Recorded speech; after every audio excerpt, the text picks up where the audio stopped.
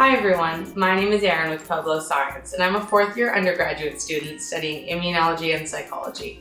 Today, I'll be showing you how to make a bubble snake out of products from your very own home. With this experiment, we'll be delving into the chemistry behind bubbles to create a wacky product sure to wow all your friends and family.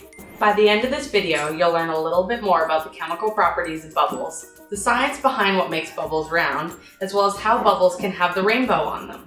For this experiment, you'll need a Tupperware container filled with water, a plastic bottle, scissors, a rubber band, dish soap, and a rag or a sock.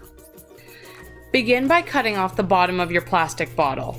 Try not to remove more than 1/3 of the bottom of the bottle, and if you need help, be sure to ask a parent. Take your rag in your plastic bottle and place your rag flat over top of the hole that you just cut. Now grab your elastic band and secure the rag to the plastic bottle.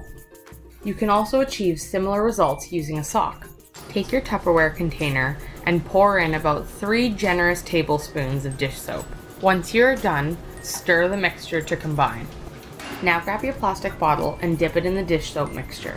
Be sure to tap off the excess liquid. Finally, place your mouth on the opening and blow. So what's the science behind it?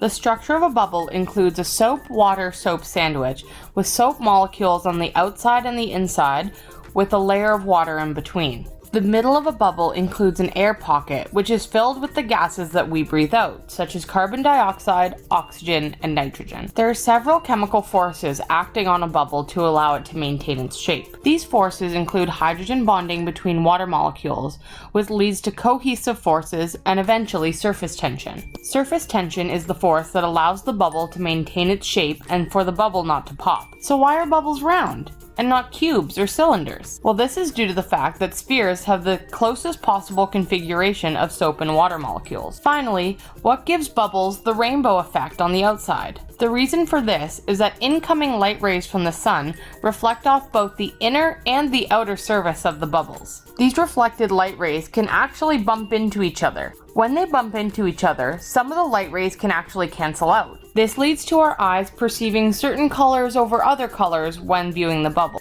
To summarize what we've learned today, bubbles are comprised of a soap-water-soap sandwich structure. The hydrogen bonding between water molecules in the bubble allows it to maintain its shape. This spherical shape allows for the water and soap molecules to be in the closest possible configuration. This spherical shape allows for the water and soap molecules to be as close as possible to each other. And finally, the rainbows that form on bubbles are caused by the interference between reflected light rays.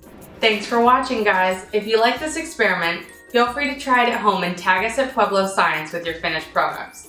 Also, subscribe to our YouTube channel and follow us on Facebook and TikTok. Comment down below what we should try next.